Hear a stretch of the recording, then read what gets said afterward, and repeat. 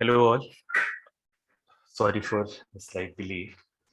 Few people had issues with joining, I think. So we were sorting that out. Hope you all can hear me properly. Can you all see me properly? Is this okay? Yeah. Azhar is saying voice. There's some problem with voice, is it?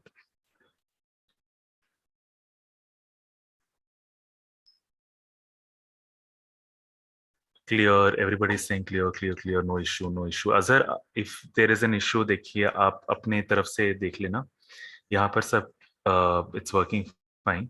So maybe it could be your internet. Okay. Saksham says good evening. Perfectly audible. Great. Okay, thank you. Amit, okay, from the first batch of Joshua. Yeah, I'm doing well. How are you doing here? Good to see you here. Okay, thank you, Alina. Thank you, Rashid. All right, so yeah, today there's no teaching. Okay. This is a session that a lot of people had requested for. I mean, request is one thing. बहुत बार ऐसा होता है कि कुछ लोग ऐसे class में ही पूछ लेते हैं कि you know what is it like, या ये कैसे होता है. आप कुछ लोग पूछते हैं सैलरी कितनी मिलती है, कुछ लोग पूछते हैं कि क्या करते हैं सुबह, कब कोर्ट जाते हैं, कब आते हैं, कोर्ट में क्या करते हैं, चेंबर में क्या करते हैं, ऐसे. तो वी थॉट एक सेशन ही कर लें हम, ये सब पीस मील में बताने की वजह सब कुछ. कोई नोट्स आपको लिखना नहीं है इसमें, बस आप सुन लें. यू विल, एंड उसके बाद I will take your questions also towards the end. Almost 1 hour तक आप बस मुझे सुनने हैं, उसके बाद मैं आपके कुछ सवाल भी लूंगा आपके. ठीक है, तो let's start with it. Alright, now first is, what is it to be in the judiciary? You are going to be a class A officer, class 1 officer, and generally in most states the all India service rules will apply. देखिए, generally एक perception है ना, एक तो आप you will get into the government. There are two primary ways of getting into the government. One is election, the other is selection. You can get elected, तो ठीक है, आप सरकार बनाएंगे तो you will get a lot of power. You can do a lot of things. State exchequer, state के funds आपके disposal पे रहते हैं, तो बहुत ज़्यादा power मिलता है. That is election. दूसरा है selection. Selection मतलब सबसे बड़ा एग्जाम कौन सा माना जाता है? सिविल सर्विसेज, यूपीएससी का. UPSC civil service is UPSC का civil service is consider to be the exam, right, कि सबको आईएएस बनना है. और उसके अंदर भी there are about 23-24 services in UPSC civil service exam. उसके अंदर भी एक ऐसी हायरार्की बन चुकी है. UPSC does not call it a hierarchy, but एक हायरार्की बन चुकी है, and that is, IAS is considered to be the most, let's say, prestigious, then IPS, then maybe Indian Revenue Service, या कुछ लोग Foreign Service को भी prefer करते हैं over IAS and IPS and so on and so forth. उसके बाद फिर Revenue Service में GST and then Income Tax, IT, and उसके बाद फिर there is Railways, there is Accounts and Audit, Corporate Law Service, बहुत सारे सर्विसेज हैं, postal service and DANICS, DANIPS, Delhi की एंड अंडमान पुलिस, एक्सेट्रा. तो there are all these services, right. Then there is judiciary, जिसका UPSC exam नहीं करवाता. हर state में अलग एग्जाम होता है, और या तो पब्लिक सर्विस कमीशन करवाता है या हाई कोर्ट करवाता है, डिपेंडिंग ऑन द स्टेट. इसलिए जहां पर पब्लिक सर्विस कमीशन से आता है तो उसको पीसीएसजे कहते हैं, public provincial civil services judiciary. ठीक है, तो वेयर डज दिस लाई? अब आईएएस आईपीएस का हमको पता है, क्योंकि ऑफ कोर्स काफी लोगों को पता है कि क्या कार्डर वहां पर मिलती है. अगर आप आईएएस बनते हैं तो सबसे पहले आपको क्या, कौन सी पोजीशन मिलती है? एसडीएम, सब डिविजनल मैजिस्ट्रेट आप बनते हैं, फिर जॉइंट कलेक्टर बनते हैं, फिर कलेक्टर बनते हैं, मतलब डिस्ट्रिक्ट मैजिस्ट्रेट. उसके बाद आप यू बिकम सम और द अदर एडिशनल सेक्रेटरी, और फिर बाद में जाके secretary. So if you lucky chief secretary, अगर आप सेंटर डिप्यूट हो गए तो वहां पर फिर सेंटर मिनिस्ट्रीज में भी आप सेक्रेटरीज बनेंगे. फिर ultimately the biggest IAS position is cabinet secretary. ये कार्डर अक्सर लोगों को पता होता है. पुलिस का भी अक्सर लोगों को पता होता है कि आप क्या बनते हैं. आप एडिशनल एसपी बनते हैं, फिर superintendent of police, and then फिर उसके बाद you proceed. Commissionerate अगर हो तो you will become ACP, Assistant Commissioner, Additional Commissioner of Police, not Assistant, Additional Commissioner of Police. Then you become DCP, Deputy Commissioner of Police. Then you become CP, Commissioner of Police, and then you go ahead. ये सब पता होता है. तो where does judiciary fall? जो judiciary से जो आते हैं, जज का जो पोजीशन होता है वो कहां पर होता है? ये कंपैरिजन वैसे जनरली नहीं करना चाहिए, लोग करते हैं, ठीक है, बट इसलिए नहीं करना चाहिए because judiciary is independent, it is not suppose to be compared with all of this. लेकिन जब एक प्रोटोकॉल की बात की जाती है कि in the sense what is, for example आप जुडिशरी का एग्जाम आपने क्लियर किया तो पहली पोजीशन आपको क्या मिलती है? यू विल बिकम सिविल जज, और this is on the civil side. Civil side आपको यू विल बिकम सिविल जज जूनियर डिवीजन. ओके, सिविल जज जूनियर डिवीजन. कुछ स्टेट्स में उसको कहते हैं जूनियर सिविल जज, कुछ स्टेट्स में कहते हैं सिविल जज और ब्रैकेट में लिखते हैं जूनियर डिवीजन. सिविल साइड में this is the position that you will get. Criminal side में सीआरपीसी अप्लाई होगा तो सीआरपीसी में कौन सा पोजीशन आपको मिलेगा? You will become a judicial magistrate of first class. Criminal side पे you become judicial magistrate of first class. अगर आपकी पोस्टिंग सिटी में हो, कोई एक मेट्रोपॉलिटन सिटी में हो, तो वहां पर इसी judicial magistrate of first class को हम कहते हैं मेट्रोपॉलिटन मैजिस्ट्रेट. पावर्स सेम है, बस वो टर्मिनोलॉजी बदलती है. अगर आप मेट्रोपॉलिटन सिटी में हैं तो मेट्रोपॉलिटन मैजिस्ट्रेट कहते हैं, अगर आप मेट्रोपॉलिटन सिटी में नहीं है, कोई टाउन में है, तो you are called judicial magistrate of first class. ये क्रिमिनल साइड है. एंड सिविल साइड है सिविल जज जूनियर डिवीजन या जूनियर सिविल जज, जैसे भी आपने. This is the first thing. ये आपका अपॉइंटमेंट होगा, आपको ट्रेनिंग भी मिलेगी. अबाउट 12 months की training is what is prevalent almost across the India. 12 महीने की ट्रेनिंग जो मिलती है वो. अच्छा, एक मिनट.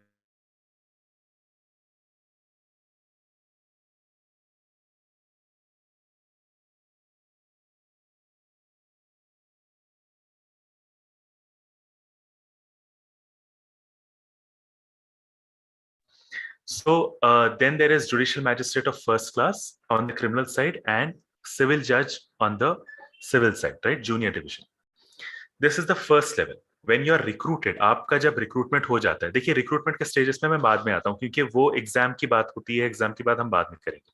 अब हम मान के चल रहे हैं आप सेलेक्ट हो गए, God willingly you will be selected. Okay, जब आप सेलेक्ट हो गए, आपको सिलेक्शन प्रीलिम्स होगा, मेंस होगा, इंटरव्यू होगा. उसके बाद एक गवर्नमेंट ऑर्डर आता है, जीओ हम कहते हैं, गवर्नमेंट ऑर्डर आता है. It will be signed by the governor of that state. The governor will appoint you. High court recommend करता है गवर्नर को, गवर्नमेंट को. लॉ सेक्रेटरी के पास हो जाता है, secretary of law. Secretary of law will verify and place it before the minister of law. आपके state में जो डिपार्टमेंट ऑफ लॉ के जो मिनिस्टर होते हैं उनके पास, वो साइन करके वो भेजते हैं गवर्नर को. गवर्नर जो है जब साइन करते हैं, it will be published in the gazette of that state.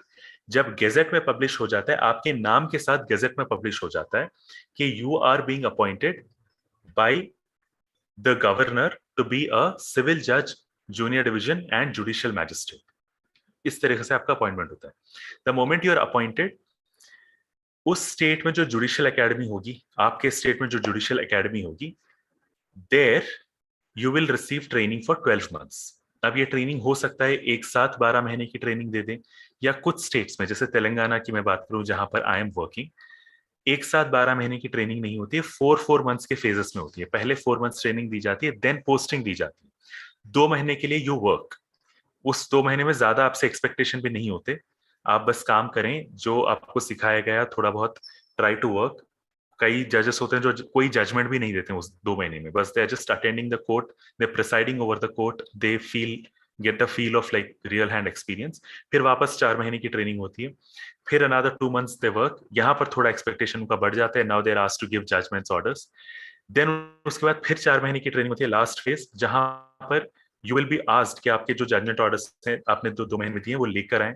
Then वो रिव्यू होते हैं, उसके ऊपर कमेंट्स पास किए जाते हैं. Then you are trained even further, आपकी ट्रेनिंग खत्म. तो डिपेंडिंग ऑन योर स्टेट 12 महीने की ट्रेनिंग होती है.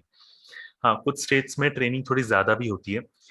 कुछ स्टेट्स में ऐसा भी उन्होंने कहा कि 3 years एडवोकेट प्रैक्टिस अगर है किसी कैंडिडेट का, मतलब आप जज बन रहे हैं और आपकी अगर 3 साल की advocate practice, as an advocate, as a lawyer आपकी प्रैक्टिस है, तो आपको 12 महीने की ट्रेनिंग मिलती है। अगर नहीं है तो 18 months की ट्रेनिंग कहते हैं वहां पर, क्योंकि आपका एक्सपीरियंस नहीं है, कोर्ट एक्सपीरियंस, तो वो 18 months की ट्रेनिंग देते हैं। सो that is also being done, वो भी दिया जाता है। ठीक है, so hope all of this is fine, right? Now आपका अपॉइंटमेंट हो गया एज अ जूनियर सिविल जज एंड जुडिशियल मैजिस्ट्रेट, ये अपॉइंटमेंट आपका हो गया। ओके, नेक्स्ट, अब प्रमोशंस हम देखते हैं, what are the levels in that cadre. Next what happens is you will be promoted as civil side junior, civil side civil judge senior division, या कुछ स्टेट्स में क्या कहते हैं, सीनियर सिविल जज। ठीक है, सिविल साइड आपका क्या होगा, you will be promoted as senior civil जज और सिविल जज सीनियर डिवीजन। वही criminal side judicial magistrate of first class से आपका प्रमोशन होगा असिस्टेंट सेशंस जज पर। ठीक है, प्रमोशन इज असिस्टेंट सेशंस जज। ओके, देखिए जज सेम है, टर्मिनोलॉजी दो है। आप जब सिविल कोई सिविल अगर आप कोई काम करते हैं तो वहां पर you will be called civil जज जूनियर डिवीजन या सीनियर डिवीजन जब आपका प्रमोशन हो जाता है। तो आप सिविल जजमेंट दे रहे हैं तो ऊपर लिखा होता है in the court of junior civil जज, और नीचे आप जजमेंट में जब साइन करते हो तो सील आपका होता है जूनियर सिविल जज का। अगर आप क्रिमिनल जजमेंट दे रहे हैं तो ऊपर लिखा होता है in the court of judicial magistrate of first class या in the court of assistant sessions जज, एंड नीचे लिखा होता है, नीचे आपकी जब साइन करते हैं सील पे लिखा होता है judicial magistrate of first class and you sign it.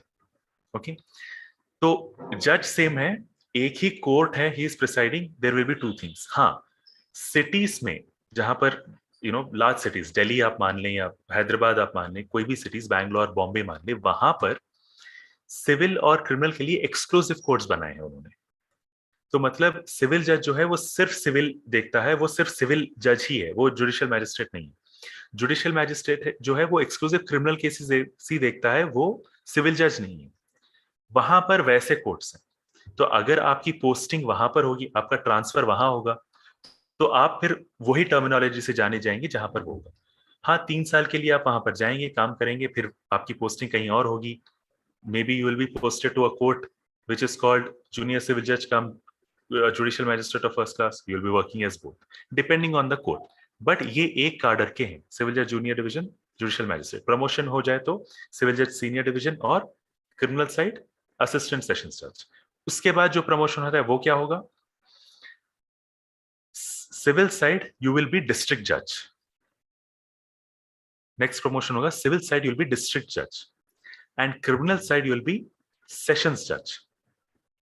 ठीक है, सीनियर सिविल जज से आप डिस्ट्रिक्ट जज बनेंगे और क्रिमिनल साइड आप सेशंस जज बनेंगे।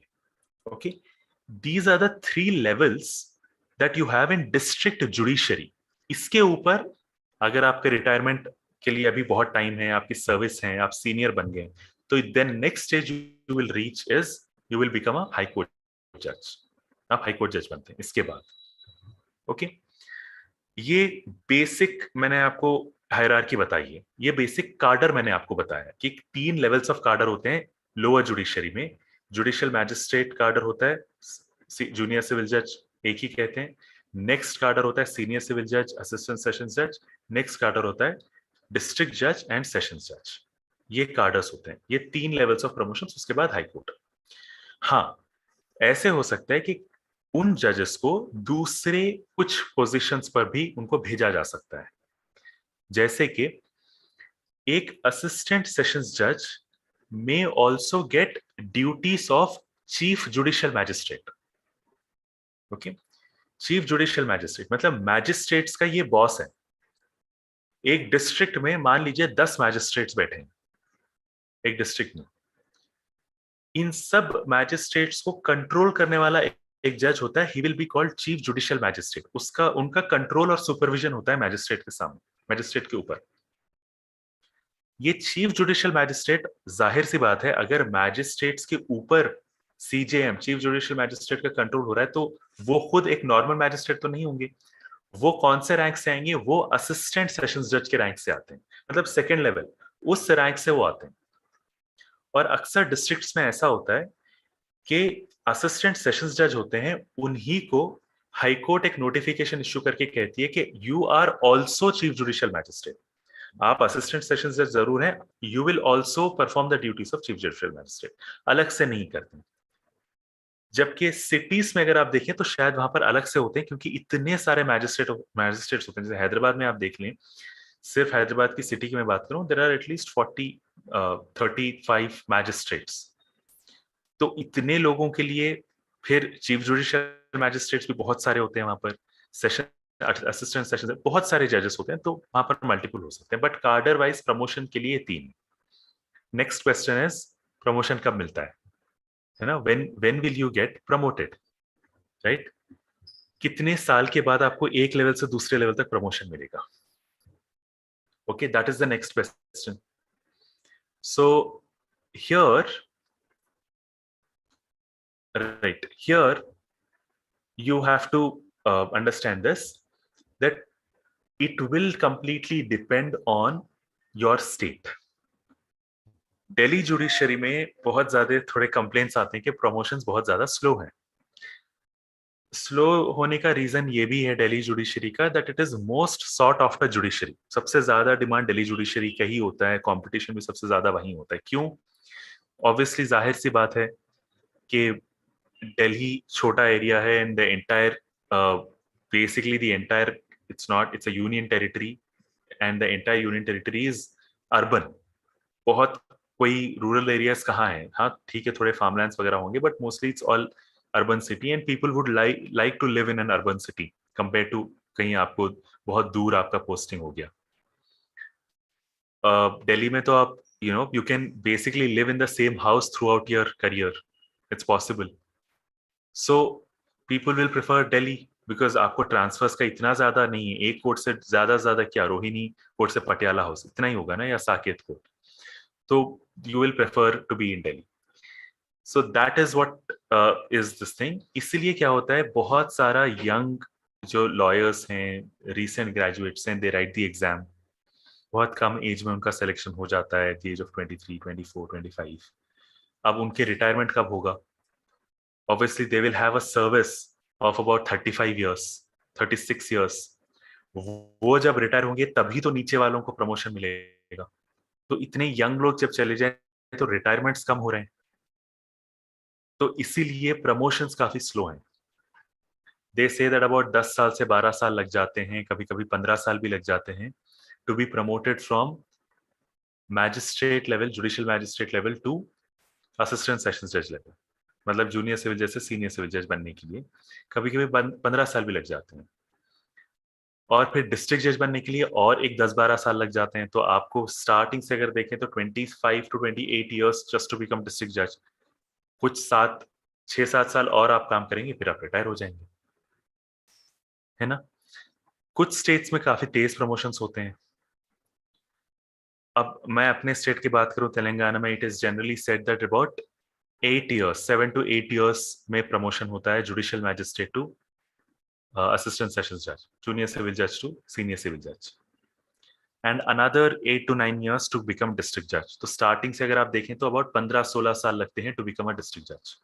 तो कंपेयर टू दिल्ली, यहाँ पर 16 ज्यादा 17-18 साल मान लें, बट दिल्ली में 26, 27, 28 ईयर्स, तो ऑलमोस्ट 8 to 10 ईयर्स का डिफरेंस आ रहा है।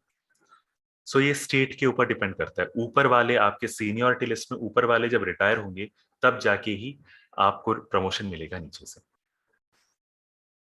Okay, so that I hope is clear. That's how this thing works. Next, अगली बात आती है, ठीक है, प्रमोशन वगैरह okay. Now what you, when you join the judiciary at the basic level, you become junior civil judge, all of that is fine. Next is when you can also appear the exams of higher judiciary. मतलब आप directly एक additional district जज का exam आप directly लिख सकते हैं. तो अगर वो एग्जाम अगर आप क्लियर होते हैं तो आप डायरेक्टली डिस्ट्रिक्ट जज बन जाएंगे, है ना. तो ये क्यों नहीं लिख सकते. We can actually do that. Why not that. तो इसका ये रीजन है कि there is eligibility criteria to write the higher judiciary exam. What is it. दो मेन क्राइटेरियाज होते हैं.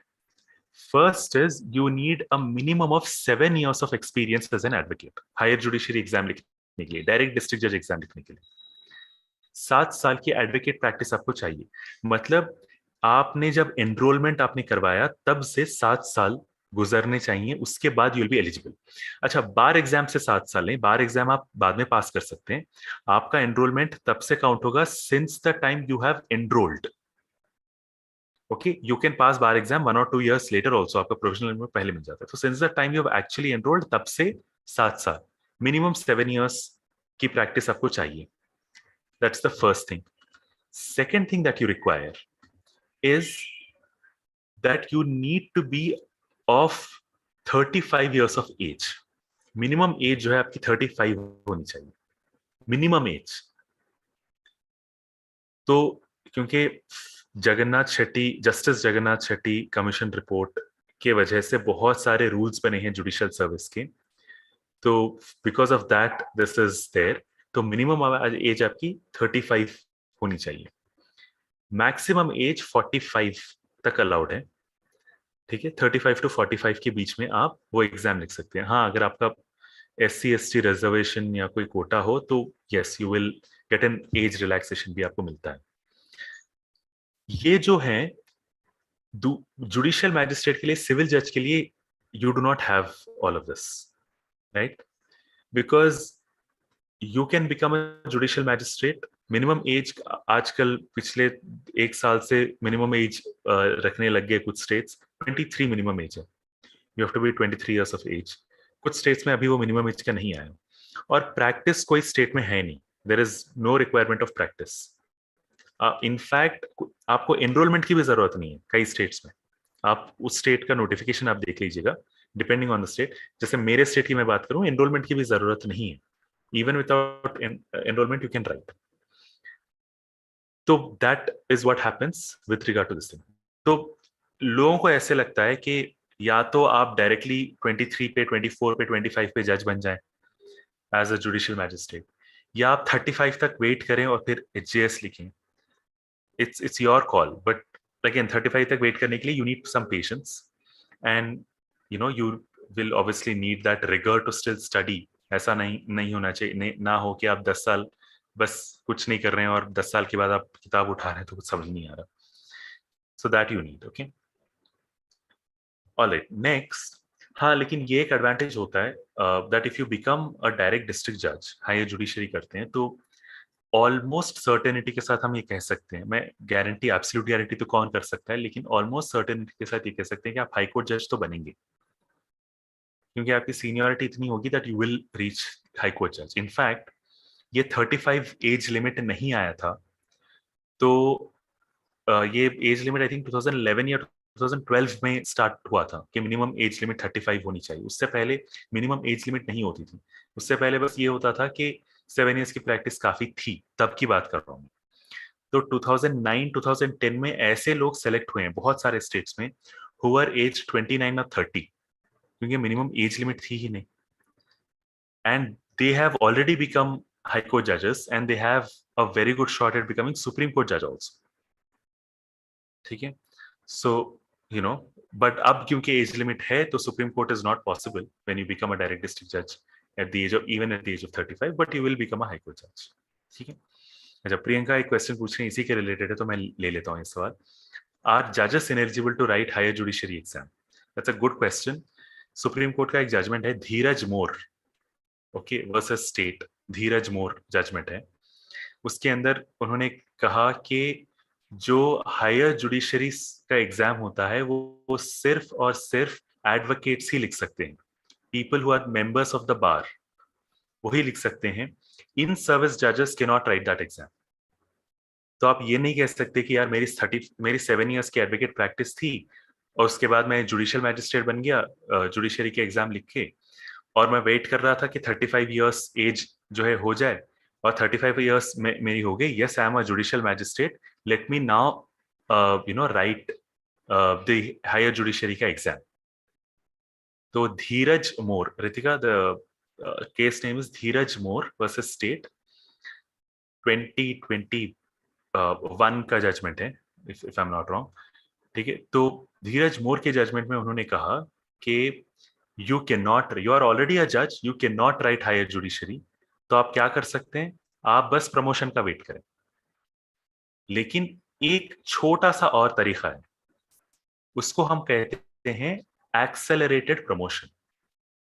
एक्सेलरेटेड प्रमोशन क्या है ये? सीनियर सिविल जज आप जब बन जाएंगे, जूनियर सिविल जज से सीनियर सिविल जज प्रमोशन आपका हो जाएगा, सीनियर सिविल जज आप जब बन जाएंगे उसके बाद you need a minimum service of 3 years. पहले ये 5 इयर्स हुआ करता था। 2022 जुलाई में एक सुप्रीम कोर्ट का जजमेंट आया, उन्होंने कहा 5 इयर्स नहीं 3 इयर्स इसको करो। सारे हाई कोर्ट्स ने अभी उनके रूल्स चेंज नहीं किए हैं, लेकिन सुप्रीम कोर्ट का जजमेंट है कि 3 साल। क्या 3 साल? You need experience of 3 years as senior civil जज। आप 3 साल सीनियर सिविल जज की तरह काम करें, उसके बाद you are eligible to write an exam for accelerated promotion. एक एग्जाम कंडक्ट करेंगे high court for accelerated promotion, वो एग्जाम आप लिखें तो आप डिस्ट्रिक्ट जज बन जाएंगे। मतलब मैंने पहले आपको क्या कहा था कि सीनियर सिविल जज आप बन जाएंगे, जुडिशियल जूनियर सिविल जज से सीनियर सिविल जज बनेंगे, उसके बाद शायद आपको 7-8 साल लगेंगे टू बिकम अ डिस्ट्रिक्ट जज। लेकिन आप 7-8 साल ना वेट करें, आप 3 साल मिनिमम एक्सपीरियंस ले लें, उसके बाद you are eligible to write this exam. कोई स्टेट्स में अगर डिपार्टमेंटल एग्जाम कह सकते हैं, कोई स्टेट्स में एक्सेलरेटेड प्रमोशन एग्जाम कह सकते हैं, ये एग्जाम आप लिखें। अगर आप एग्जाम पास होते हैं तो you will directly become district जज। ठीक है। Priyanka is asking for accelerated promotion, कोई एज क्राइटेरिया है क्या? नहीं है, एज क्राइटेरिया नहीं है, और एज क्राइटेरिया की जरूरत भी नहीं होगी, because you will not you will not have senior civil judge का 3 years of experience by the age of 35 anyway. So what's the this thing? तकवा पूछे what is the case name? The case is Dheeraj More versus State. Okay, Dheeraj More, MOR versus State. Okay अच्छा, questions बहुत सारे पूछ रहे हैं, मैं थोड़ा सा एक्सप्लेन करता हूँ, मैं वापस क्वेश्चन पे आता हूँ, प्लीज क्वेश्चंस ना लिखें, ठीक है? Let me just like complete everything else, ठीक है? वो रेलेवेंट क्वेश्चन था तो मैंने ले लिया। I will look at all the questions, you can post them again if I forget to come to your question. Okay, now I am going to the next part. Okay ठीक है, 2-3 सवाल related है, next part से ज्यादा मैं पूछ लेता हूँ। समृद्धि पूछ रहे हैं महाराष्ट्र में इट्स अलाउड 7 years। ओके ठीक है। उज्जवल अरोरा पूछ रहे हैं, do judicial magistrates have to clear some departmental exam while undergoing training in judicial academy? या यू हैव टू, बट वो मिनिमम क्वालिफिकेशन मार्क्स होता है। I do not know of a single जज who has failed those exams. एक language test होता है जहां पर आपको 100 में से 40 मार्क्स चाहिए होते हैं, और दूसरा एग्जाम एक अकाउंट्स या डिपार्टमेंटल एग्जाम एक लेते हैं जिसके अंदर डिपार्टमेंटल रूल्स के ऊपर एग्जाम रखते हैं। मैंने भी वो एग्जाम लिखा है और हमारा ओपन बुक एग्जाम था। तो they will give you all the rules, in fact open book नहीं, it was take home question paper उन्होंने दिया और सारे रूल्स वगैरह सब कुछ दे दिए, और उन्होंने कहा 1 हफ्ते बाद आप सबमिट कर देना। तो एक घर पे बैठिए और सारे रूल्स देखिए और एग्जाम आप क्वेश्चंस देखिए, उसी रूल्स में आंसर्स मिलेंगे, you have to write and you have to submit.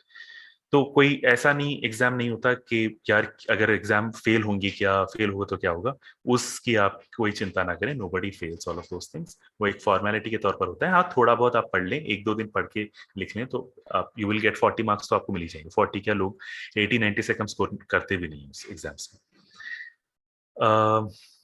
तकवा कह रहे हैं the one with 3 years practice as senior जज, मैंने केस का नाम आपको बता दिया था ना, धीरज मोर। Okay, versus state. चलिए ये मैं हो गया, तो I will go to the next thing, and the next thing is what is life like. That is the topic of this entire discussion, right? What is the, how is the life? what are the duties? That's the first thing I'm going to talk about. कि as a judicial magistrate, as a civil judge, आपके क्या काम होते हैं? सबसे पहला आप court आएंगे, ठीक है, and you will obviously preside over the bench. So you will go to the court, you will sit in your chambers. 10:30 आप कोर्ट हॉल में जाएंगे, बेंच को कहते हैं, you will preside over the bench.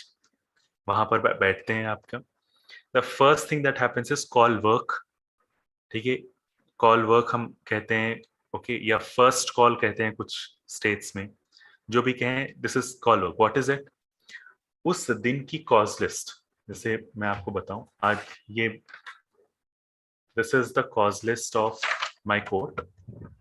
उस दिन की कॉज लिस्ट ऐसे होती है, दिख रही है क्या कुछ? Can you see? I don't know if you can see. Okay, ये आज की कॉज लिस्ट है मेरे कोर्ट की. ओके, तो yeah, Kavi, I'm coming to the personal life. पहले मैं professional life I'll talk, and then I'll come to the personal life also about judges. This is the cause list. Okay, if you see, this is a cause list of criminal cause list, like criminal cases. Okay, it will say CC calendar case, case number, the stage, part heard trial, parties names. Okay, this is the same, and this side also I have some domestic violence cases, maintenance case, summary trial cases, all of that. This is the cause list. So what we will do is we will call all the cases. We will, matlab, not the judge, the bench clerk will call. Each accused will come, the police will be there, the public prosecutor will be there. You will have to see कि आज कुछ हो सकता है क्या इस case में, आगे कोई विटनेस आया हो, विटनेस एग्जामिनेशन करना है, वो देखेंगे. अगर आपको लगे कि नहीं आज कुछ नहीं हो सकता, या एडवोकेट ने डेट मांग ली, या अक्यूज्ड ही नहीं आया और एब्सेंस पिटीशन फाइल कर दिया, तो आप बस डेट देंगे, डॉकेट पे लिख देंगे accused is absent, absence petition is allowed, call on 10th of July, some date, तो वो चला गया. तो अल्टीमेटली देखिए, आज के मेरे कॉज लिस्ट में 27 केसेस, ठीक है, थे क्रिमिनल में.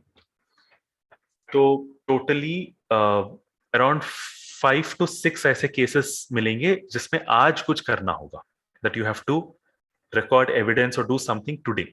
वो उतने मिलेंगे. ये सिविल कॉज लिस्ट है. This is civil cause list. This is all civil cases. ठीक है, ओरिजिनल सूट्स. ओके, आज for example there are a total of how many matters, and then there are execution petitions, EPs. Okay, order 21 of CPC, 30 total matters हैं. ठीक है, तो again this will also be called, may be will find some 4 or 5 जहां पर there should be some proceeding that has to be conducted on that day, and then we will conduct witness examination. अगर तो witness, accused का कोई examination अगर है तो accused 239 examination हो सकता है, 313 examination हो सकता है, so and so. ठीक है, we will do that. All of this we will discuss in our classes. ठीक है, don't get worried about what is 239 examination, what is order 21 of CPC, or what is 313 statements. Okay, we will look at it. So this is what you do. Then when you are done, उसके बाद हो सकता है कि bail petitions file हो immediately. You will do the hearing. You'll do all of those things. Injunctions के लिए file होते हैं, out of order petitions file होते हैं civil में. For ad interim injunctions, you will hear those. You will give orders. All of that, and then you'll come back to your chambers. 2 o'clock यहाँ पर, at least in my state, 2 o'clock is time for lunch. 2 to 2:30. Then 2:30 you will again go on to the bench, do your work, and then come down. 5 o'clock everything closes. It depends. Some judges, उनको काम करने का मन हो तो वो 7-8 बजे तक भी रात में काम करते हैं. Some judges don't. Okay, so it'll completely depend on what you want. It'll also depend on the day and the amount of work that you have. That is this. But this is in court. What happens apart from the actual court, like presiding of court, what other duties do you have? There are 2 very important duties of a magistrate. 2 बहुत important duties हैं एक magistrate के. First is remands. Why? I hope you all know this. When the police arrest a particular person, they have to produce such person before the magistrate within how much time? Within 24 hours. Article 22 of the Constitution states this. Section 57 of CRPC states this. Within 24 hours, you have to present this person before the magistrate. The magistrate will then go through the remand report, which the police will bring, and then he will decide whether this person has to be remanded to judicial custody or not. क्या इस इंसान को हमको jail भेजना चाहिए या नहीं, magistrate decide करेगा. If he decides yes, this person has to be remanded, he will write a warrant and issue a warrant. This person जिसको अरेस्ट किया गया था, that person will be taken to the jail. That jailer, superintendent of the jail, he will be shown the warrant by the magistrate, and the jailer will accept him. He will take him in his custody and put him in the jail. ये remand कभी भी आ सकता है. ऐसा नहीं है कि 10:30 से 5 बजे का कोर्ट है तो आप उसके बाद ना आए, अगले दिन ही 10:30 बजे आए. सेकेंड सैटरडे हॉलीडे है, संडे हॉलीडे है तो मंडे आए. ऐसा नहीं हो सकता. कॉन्स्टिट्यूशन में लिखा है 24 घंटे. वो 24 घंटे कब खत्म हो रहे हैं उससे पहले मैजिस्ट्रेट के सामने प्रोड्यूस करने. अगर वो 24 घंटे रात को कभी खत्म हो रहे हो तो मान लीजिए एक इंसान को पुलिस ने अरेस्ट किया रात के 1 बजे. अब उसको पुलिस लॉकअप में रखा. अगले दिन उसका मेडिकल एग्जामिनेशन हुआ, पुलिस ने उससे पूछताछ की है, ये सब होने तक दिन पूरा गुजर गया. ठीक है. फिर अगले दिन भी रात के 9-10 बज गए. अब पुलिस ये नहीं कर सकती कि यार आज हमको मजिस्ट्रेट के सामने ले जाना था लेकिन अब 9-10 बज गए, कल देखते हैं. नहीं, कल कैसे देखेंगे. आपने पिछली रात 1 बजे अरेस्ट किया था, इस रात के अब 9 बज रहे हैं, मतलब और 4 घंटे आपके पास बचे हैं मैजिस्ट्रेट के सामने प्रोड्यूस करने के लिए. तो वो लेकर आते हैं घर पे मैजिस्ट्रेट के, and magistrate will have to then take the remand report at his house and then issue his remand order. रात के वो 10 बज रहे हो, 12 बज रहे हो, 1 बज रहे हो. ठीक है, क्योंकि 24 घंटे के अंदर करना था तो ही will have to do it. हाँ, थोड़ा बहुत मैजिस्ट्रेट कह सकता है कि यार दिन पूरा था आपके पास, आप कोर्ट आ जाते 5 बजे तक तो आ ही जाते. ऐसा कौन सा मेडिकल एग्जामिनेशन और पूछताछ करनी थी कि आपने अक्यूज को इतना ज्यादा रखा. बट ठीक है, अगर रख रहे हैं तो कोई गलत बात नहीं है. 24 घंटे की मोहलत तो कॉन्स्टिट्यूशन नहीं दी है, तो ठीक है, हो सकता है. लेकिन रिमांड चलिए बहुत बड़ा काम ही नहीं होता, क्योंकि कोई रिमांड आता है तो स्टार्टिंग में आपके 1-2 महीने में आपको शायद 15 मिनट 20 मिनट लगते होंगे. थोड़ी आदत सी हो जाती है तो 5-10 मिनट का काम होता है रिमांड देना. ठीक है, नो नो इश्यूज, कोई प्रॉब्लम नहीं. But there is second responsibility, and this is very much important, more important than the first, and that is to record dying declarations. To record dying declarations मतलब what is dying declaration, उसका definition कहीं पर भी नहीं है. But कोई मुझे बता सकता है एविडेंस एक्ट में कौन से सेक्शन में डाइंग डिक्लेरेशन का की बात की गई है. Kastira, hi Kastira, good to see you here. Okay, lot of answers, very nice, excellent. Okay, ठीक है.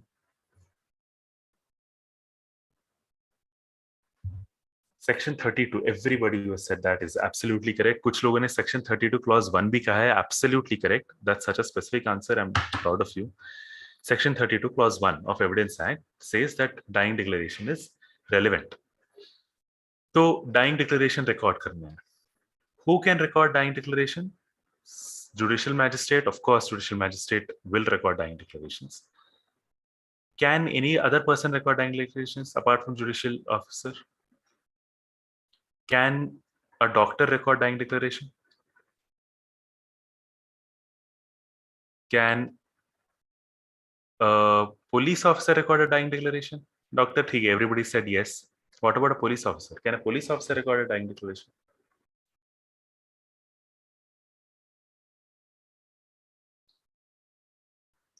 Very good. कुछ लोगों ने no बोला है, लेकिन the answer is yes. The police officer can obviously record dying declaration too. ठीक है. All right. What happens? What is it? What is the procedure of that? जब कोई एक ऐसा इंसान हो who the police thinks is about to die due to some circumstance which are other than normal. मतलब एक इंसान पे अटेम्प्ट टू मर्डर हुआ, ठीक है, A stabbed B. B is still alive, he's suffering, he has been taken to the hospital. The doctors, what will they do? Doctors ऐसा नहीं है कि डायरेक्टली ठीक है ट्रीट उसको करना चाहिए, इमरजेंसी देना चाहिए, बट डॉक्टर्स के ऊपर एक ड्यूटी होती है of any hospital, B it government hospital और प्राइवेट हॉस्पिटल, कि ऐसा कोई भी केस हो जिसके अंदर कोई लीगल एस्पेक्ट इन्वॉल्व हो, तो doctors will call it MLC, medico legal case, उसको कहते हैं मेडिको लीगल केस. तो doctors have a duty, and it's a very strict duty, if not the doctors will be liable. Doctors have a duty to immediately inform the police कि देखो हमारे पास emergency में एक patient आया है जिसके पेट में एक नाइफ, एक छुरा भोंका हुआ है, हम उसको ट्रीट तो कर रहे हैं लेकिन we are informing you that a crime might have been committed here, so that police can immediately come and take some action. Accident cases में भी they have to do this, क्योंकि एक्सीडेंट ऑल्सो अगर डेथ हो जाए तो 304A IPC में अंदर लायबल है. अगर डेथ ना हो, ग्रीवियस हर्ट हो 338 में होता है, सिंपल हर्ट हो तो 337 में होता है आईपीसी के, तो it's an offence, MLC medico legal case कहते हैं. या हो सकता है one person has attempted to commit suicide, suicide attempt किया किसी ने, कोई पेस्टिसाइड उसने पी ली, कोई क्या बाहर पे ऑल आउट ये सब पी जाते हैं सुसाइड करने के लिए. कुछ लोग स्लीपिंग टैबलेट्स ले लेते हैं, कुछ लोग बहुत सारे कुछ भी टैबलेट्स ले लेते हैं बहुत सारे, just because there this thing. कुछ लोग नस काट लें या कुछ लोग फांसी लगा ले, लेकिन चलो फांसी लगा ले तो इंस्टेंट डेथ होती है अक्सर केसेस में, he will not survive anymore, but ये सब होता है. तो इन केसेस में, in all of these things, that person में बी एडमिटेड टू हॉस्पिटल, वो अभी भी जिंदा है. बर्न्स केसेस बहुत होते हैं, लोग केरोसिन या पेट्रोल डाल लेते हैं. डोमेस्टिक वायलेंस में बहुत सारे केसेस देखने को मिलते हैं कि घर में लड़ाई हुई है हस्बैंड एंड वाइफ की, तो इतनी ज्यादा, या हस्बैंड ने मारा हो, इन लॉस ने उसको मारा हो, तो द वाइफ में अनफॉर्चुनेटली डिसाइड कि I don't want to live anymore, so she will simply go to the stove, she might pour any kerosene or whatever thing she has, and she will light herself. It's a suicide. अब वो आग बुझाते हैं, but she has received like severe third degree burns. She has been admitted to the hospital. The doctors will report it to the police. The police will come and see, and the police will be like, okay, she has attempted to commit suicide. We don't know if she's going to survive or not. इन सारे cases में, attempt to murder की cases में, suicide की cases में, when the patient has been admitted to the hospital and is about to die, and the police को report मिल जाती है, तो the police will immediately draft a requisition, वो एक रिक्वेस्ट लेटर ड्राफ्ट करते हैं, ठीक है, they will draft a requisition, एक रिक्वेस्ट लेटर ड्राफ्ट करते हैं, and the requisition to whom, to the magistrate. They will go to the magistrate, अगर कोर्ट में है तो कोर्ट पहुंचेंगे, अगर घर पे है मैजिस्ट्रेट तो घर पहुंचेंगे. रात के 2-3 बजे कुछ भी हो, मैं रात के 2:30-3 बजे भी डाइंग डिक्लेरेशन रिकॉर्ड कर चुका हूँ. और जो मैं डाइंग डिक्लेरेशन के लिए गया था 3 बजे, unfortunately that woman could not speak because she had drank the grass weed, खत्म करने के लिए पेस्टिसाइड इंसेक्टिसाइड्स होते हैं, she had drank that, and वो इंटरनल ऑर्गन्स को इफेक्ट करता है, and there is slow death that happens. When she was taken to the hospital, it was a private hospital, they wanted her to puke, vomit it, क्योंकि वो और digest ना हो. For to make her puke, they said insert your finger and puke, and she said I will not do that, I want to die. So the doctors, like 2 nurses, had to hold her, and the doctors had to insert pipes so that they can remove that whatever she has drank, जो भी पेट में है वो निकाल दे before it is actually digested. उस चक्कर में क्या हुआ, the pipes had internal throat के अंदर का जो हिस्सा होता है उसको इतना ज्यादा खरोच कर दिया था that her tongue was not moving anymore. The doctors could extract as much of pesticide as they could. She was not able to move, she was on the bed, and her tongue was not moving. So I went there, I got a call at 2:30 saying we are coming to the house. ठीक है, the SI is coming in his car, वो जो police की होती है, and he will we will come to your house, sir. We will pick you up. This is the hospital. We will take you. We have an urgent situation. Dying declaration record karna hai. So I obviously got immediately ready. Within 5 minutes, I was there. That police people came. I got into the vehicle. We went and went to the hospital. It was in the ICU. Went to the ICU. वहां पर the patient was there. 2:30 पे call आई थी. About 3 o'clock I was there. And 3 o'clock to about 4:30, about 1.5 hours I was there. I was simply waiting and I was telling her कि बात करोगी क्या, कुछ तो बता दो. And she was moving her eyes, but she was simply signaling to her throat because she was not able to move anything, tongue, nothing. It was a very gruesome situation. I waited because I thought कि थोड़ी देर में कुछ तो recover होगी, कुछ तो बोलेगी, कम से कम नाम वगैरह तो बोलेगी कि जिसके वजह से she had to do this. But 1.5 hours I waited, nothing. And the doctors were also waiting, and the doctors also kept saying कि थोड़ा हमको नहीं लगता कि वो बात कर पाएगी. तो I 1.5 hours waited. I came back. I told the police कि देखो बात जब अगर वो करने लग जाए थोड़ी सी भी तो फिर से मुझे बुला लेना, आप जैसे भी समझे. I went back. I slept. And then 7 o'clock again I get a call by the same police saying, "Sir, she has recovered a little. She is able to talk." थोड़े बहुत वो बात कर रही. तो I immediately went. By 7:20 I had reached the hospital, same ICU, same place again. Then I had to ask her to talk. 7:20 से लेके 11 o'clock तक I recorded that dying declaration because she was talking so slowly, मुझे समझ नहीं आ रहा था. And इतनी धीरे आवाज से मुझे झुकना पड़ रहा था. And obviously it's a female patient. As a male person, how close can I get? So I took assistance of a female doctor and a female nurse. I said, "You please listen to her whatever she's saying, and मुझे कोई चीज समझ में नहीं आई तो मैं पूछूंगा, आप बताएं, क्योंकि she is not able to put force on this thing." So I took help of a female doctor there, and I said, "You help me." And I got like huge dying declaration recorded. उसने कहा है ये कि she died because she was already married. She attempted to die because she was already married, but she did not like her husband. Her husband evidently liked her a lot, but she had an affair with her neighbor, and she wanted to marry her neighbor. And उनका affair चल रहा था, 3 साल तक चला. But उसके बाद उसको जब पता चला कि उसके नेबर की शादी होने वाली है, शादी तय हो गई, मतलब उसके बॉयफ्रेंड की, तो उससे रहा नहीं गया. तो उसने कहा, नहीं, तुम किसी और से शादी नहीं करोगे, मैं अपने पति को छोड़ने तैयार हूं, तुम मुझसे शादी करो. तो उसने कहा, नहीं, तुम्हारी ऑलरेडी शादी हो चुकी है, हमारा जो भी अफेयर चला था वो चला, ठीक है, बट अब मैं किसी और से शादी करूंगा, यू लिव योर लाइफ. तो इसने कहा, ऐसा नहीं हो सकता. And she took the pesticide. तो वो इसने खुद कहा. मैंने कहा कि अच्छा, your husband likes you very much, तो हस्बैंड के साथ, क्योंकि you can ask a lot of questions, right. तो मैंने कहा कि तुम्हारे हस्बैंड को पता था इस अफेयर के बारे में वगैरह. तो उसने कहा, हाँ पता था. तो मैंने बोला, अच्छा, despite that your husband liked you, तुमने कहा your husband liked you and was comfortable with you, क्यों? तो उसने कहा, हाँ, क्योंकि because my husband had an affair with another woman, जो दूसरी गली में रहती थी, उससे. तो हमारा सबका सही ठीक से चल रहा था. He had an affair with someone else, I had an affair. तो I was not objecting to his, he was not objecting to me. But that woman that he had an affair with was already married. तो उसके पति को पता चला, तो मेरे husband को आके उन्होंने मारा था. बहुत कॉम्प्लिकेटेड सिचुएशन थी.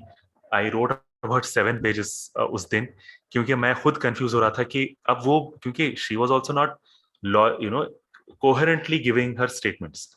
वो एकदम से बोल देती, लेकिन संतोष ने आके मेरे हस्बैंड को मारा. एंड आई एम लाइक, यार 3 पेज लिखने के बाद अब ये संतोष कौन है? ठीक है, मैंने बोला, संतोष कौन है? अब पूछ भी नहीं सकते ज्यादा, यार पेशेंट है, शी माइट डाई ऑल्सो. तो शी इज लाइक, संतोष तो मेरे हस्बैंड जो लक्ष्मी के साथ जाता था, उस लक्ष्मी के पति का भाई है.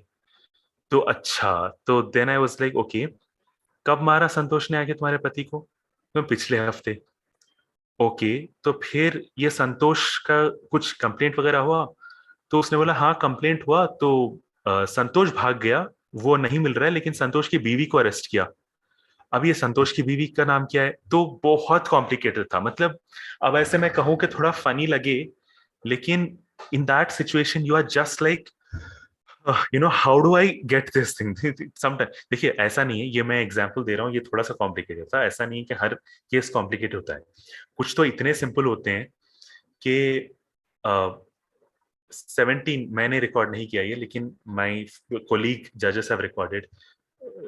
17-year-old person, boy, he drank this, chemical pesticides. He was there. उसको पूछा क्यों, उसने बोला मेरा आईआईटी क्लियर नहीं हुआ, तो मेरे पेरेंट्स ने बहुत ज्यादा पैसा लगा दिया था, तो मुझे अच्छा नहीं लगा, तो आई ड्रैंक दिस थिंग। अब इसमें क्या है, देखिए इसमें कोई कॉम्प्लिकेशन नहीं है लिखने के लिए, मतलब it's very sad, but declaration एक पेज का आप लिखेंगे बस। He will simply say that कि I did not, my IIT JEE results के मैं क्लियर नहीं हुआ, so because I think that I was a disappointment for my parents, तो मैंने ये पी ली, I want to die. And फिर वो इनफैक्ट वो बोलते हैं कि मेरे पेरेंट्स ने कुछ नहीं किया, ठीक है, मेरे पेरेंट्स बहुत अच्छे लोग हैं, उनसे आप कहिएगा कि ज्यादा परेशान ना हो, उनके खिलाफ कोई केस नहीं होना चाहिए, ऐसे। अच्छा, क्योंकि डायग्रेशन से बात आई गई, तो I will give you another digression that I had recorded. This man, he was a lawyer, और वो एमबीए भी कर रहा था तब, 1 ईयर एमबीए हो चुका था, and he was a lawyer, he was 32 years old।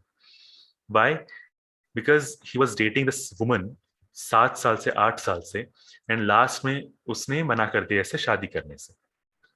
तो इसने क्या किया, इसके दादाजी दादी जी जो टैबलेट्स खाते थे बीपी के, डायबिटीज के, शुगर के, पता नहीं कौन से सारे उसने इकट्ठा कर लिए, सारे उसने टैबलेट्स निकाले, बंच बना के वो खा लिया और पानी पी लिया उसने। And within 10 to 15 minutes, he felt like he wanted to puke. He went to the washroom and he collapsed in the washroom. And about another 10 to 15 minutes, कोई आके देखता है कि यार ये तो वॉशरूम में गिर गया, उसको फिर लेकर हॉस्पिटल एडमिट किया था। तो then I had to record his dying declaration. तो डॉक्टर्स को मैंने पूछा कि यार what is his situation, like do you think he will recover, do you think he is fine? तो उन्होंने कहा कि सर हमको ये नहीं पता कि उसने कौन से दवाई खाई, तो हम कैसे बताएं, we don't know what kind of, उसने तो अल्टीमेटली पैरासेटामोल तक उसने खाया है और पता नहीं कौन से दवाई, तो we are just giving him antidotes and we are observing him right now, that's it. तो that was a situation, and उसमें उसने डाइंग डिक्लेरेशन में वो कह रहा है कि हमारा इतने टाइम तक हमने डेट किया था, उसके बाद we had physical relationships and we had this, eventually she even got pregnant, but she didn't want to tell her parents about this because obviously बहुत ज्यादा हो जाता। He offered to marry कि don't worry, you are pregnant, I will still marry you, I will still marry you, नहीं, I will immediately marry you, okay, ताकि ये ऐसा ना हो कि कोई वी हैड पहले से रिलेशंस। उसने कहा नहीं, she went for an abortion, ultimately she didn't marry. सारा डाइंग डिक्लेरेशन हो गया, तो फिर वो मुझसे पूछता है सर मैं जीऊंगा ना, क्योंकि उसको था कि उसको मरना नहीं चाहता था, वो तो इम्पल्स में उसने ये सब कर लिया, तो he wanted to this thing. तो अब मैं क्या बोलूं, ऐसे देखो मैं डॉक्टर नहीं हूँ, लेकिन अब उसको थोड़ा सा आस तो देनी पड़ेगी, तो मोटिवेट करना पड़ेगा, ऐसे मैं डॉक्टर नहीं हूँ, लेकिन मैंने डॉक्टर से बात की, उन्होंने कहा आपका कुछ नहीं होगा, आपको कुछ नहीं होगा, यू विल लिव, आपका कुछ नहीं होगा, ओके यू विल लिव, ठीक है, ताकि कम से कम मेंटली तो प्रिपेयर्ड रहे कि नहीं यार मैं जीऊंगा। अगर उसको कह दें कि नहीं आप मरने वाले हैं, तो वो तो बेचारा वैसे ही मर जाएगा। तो उसको फिर ऐसे मोटिवेट, तो फिर उसके बाद I thought this was end of it, मैंने उसका can you sign, he said yes I can sign, उसने सिग्नेचर भी दे दिया। Then I was about to leave, he said sir एक रिक्वेस्ट है, एक रिक्वेस्ट है, व्हाट? उसने कहा कि ठीक है मैं जीने तो वाला हूं, मैं डिस्चार्ज हो जाऊंगा, तो प्लीज आप मुझसे वादा कीजिएगा कि आप मेरी उससे शादी करवा देंगे।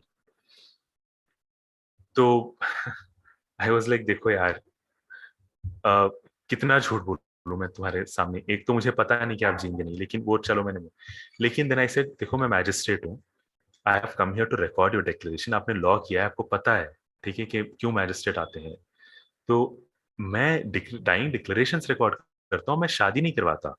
तो ये शादी की बात हम बाद में करेंगे, अब आप ठीक हो जाएं तो शायद आपका जितना प्यार है वो देख के वो मान जाए कि आप तो मौत तक आ गए थे। तो be motivated, if you survive may be she will agree by herself, so don't do this, and then I said all this and I left। तो ये होते हैं, एक बहुत बड़ा रिस्पॉन्सिबिलिटी होता है। अब ये जैसे भी मैंने आपको कहा, लेकिन ये इतनी बड़ी रिस्पॉन्सिबिलिटी होती है, देखिए अगर वो इंसान मर जाए, you are the last person he has spoken to, you are the person who will actually give justice. Domestic violence cases में बर्न्स करके लोग मर जाते हैं, और पता है बर्न्स करने के मर जाने, लोग वहां पर मरते मरते भी ये कहते हैं मेरे पति ने कुछ नहीं किया, जबकि उसके पति की वजह से ही वो उन्होंने वो किया होता है। पता है क्यों कहते हैं? क्योंकि उनके बच्चे होते हैं, और वो ये चाहते हैं कि अगर मैं तो मर गई, मैं मर जाऊंगी, और अगर मेरे वजह से पति जेल चला जाए तो बच्चों को कौन देखेगा? तो अपने बच्चों के लिए वो कहते नहीं नहीं, पति सब सही था, मैं अपने खुद से मर गई, पति जेल नहीं जाना चाहिए क्योंकि बच्चों की देखभाल कौन करेगा। तो मरते मरते भी ऐसे कहते हैं। तो you have to see through all of it and you have to write and you have to ask appropriate questions. It's a very big responsibility. In that situation, it's a very overwhelming and you have to, have a very strong heart at that this thing. So this is another responsibility. And ये कभी भी हो सकता है, रात के कभी भी हो सकता है. It's a very huge responsibility. ये magistrates को they have to do it. एक बार आपका promotion हो गया magistrate से assistant session judge, तब you don't have any such responsibility at all. ठीक है? Okay, next.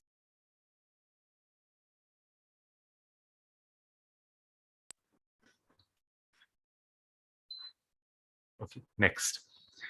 उसके बाद I am going to what is this is the professional life, right? About personal life, because someone had asked me what is life as a जज, personal life is this, that घर मिलेगा आपको एक, ठीक है, अच्छा खासा घर मिलेगा, कुछ जगहों पर बहुत ज्यादा बंगलोस वगैरह भी मिलते हैं, इट्स स्पेशियस।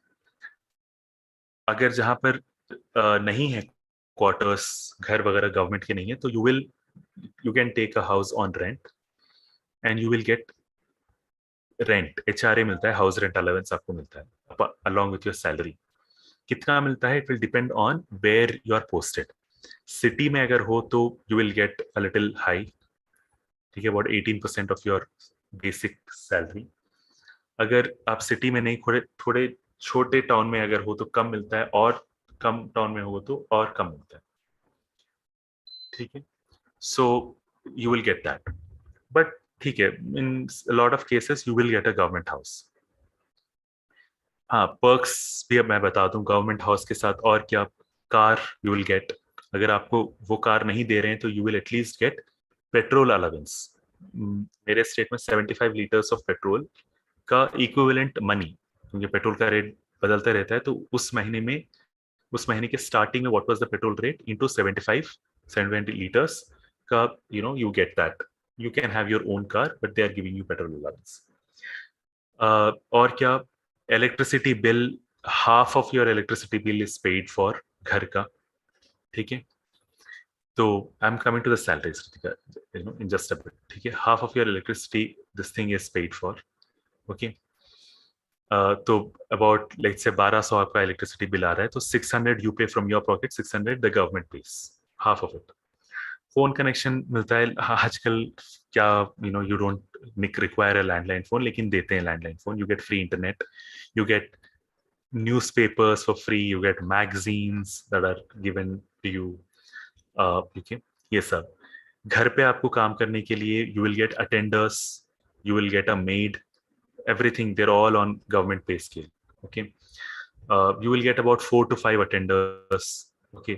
कोर्ट की ड्यूटी भी होती है, घर पे भी काम करते हैं. You will get maid. At any point of time you will at least have 2 people working in your house, okay. तो मिनिमम इतना तो होता है. More importantly, you will get, all your, thanks to the National Judicial Pay Commission report, all your medical expenses are covered 100%, yours and your dependents. आपके dependent मतलब आपके parents, आपके spouse और आपके बच्चे आपके डिपेंडेंट्स होंगे. आपके बहन भाई नहीं है आपके डिपेंडेंट्स, आपके इन लॉस डिपेंडेंट्स हो सकते हैं, ठीक है. ऐसा हो सकता है कि अगर आपके पेरेंट, मतलब this is only for women again, women can include their in laws as dependents, okay.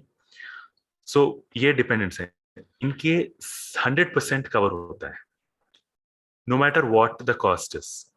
Government hospital आप जाएं, प्राइवेट हॉस्पिटल आप जाएं, hospitalisation, medicine, everything will be covered. शायद जेनेरिक मेडिसिन कवर नहीं होते हैं, ऐसा नहीं कि पैरासिटामोल ला रहे हैं उसका भी डोलो ला रहे हैं उसका भी आप बिल लेकर आएंगे, तो वो कवर नहीं होता जेनेरिक मेडिसिन, क्योंकि वो कहेंगे कि आप गवर्नमेंट हॉस्पिटल में जाके फ्री में ले सकते हैं, आप खरीद क्यों रहे हैं बाहर से. बट प्रिस्क्रिप्शन से जो आप मेडिसिन लेते हैं, प्रिस्क्रिप्शन ड्रग्स, वो hospitalisation cost, surgery cost, everything is 100% covered, whether you do it in a government hospital और अ प्राइवेट हॉस्पिटल, इररेस्पेक्टिव.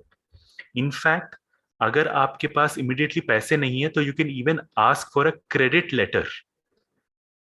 आप क्रेडिट लेटर भी मांग सकते हैं, और क्रेडिट लेटर एक आपको दिया जाता है, ये क्रेडिट लेटर जाके आप हॉस्पिटल में दे दें तो hospital will accept it and they will not charge a single rupee, they will claim the entire fee directly from the government basing on that credit letter. Okay, तो this is a very good advantage. ये जो है कोई भी government servant को this advantage is not given, even IAS IPS officers do not get absolute coverage for themselves and their parents. ये national judicial पे review commission ने recommend किया, सुप्रीम कोर्ट ने ऑर्डर किया, इसीलिए गवर्नमेंट्स को ये फॉलो करना पड़ रहा है।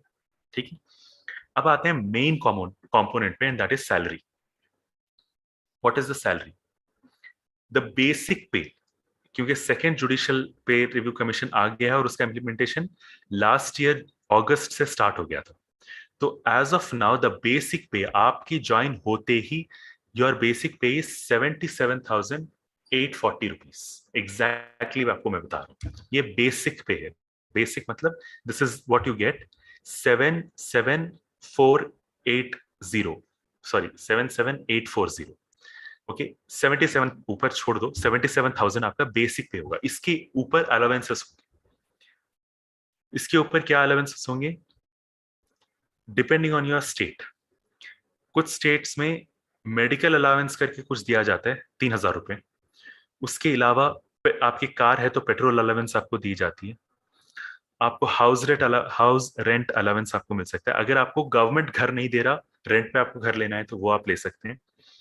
सम्चुअरी अलावेंस करके कुछ देते हैं, 5,000 रुपए मिलते हैं। सम्चुअरी अलावेंस मतलब you are a judicial officer, है ना, तो may be other government officers, other judicial officers will come and meet you courtesy call के लिए या कुछ भी।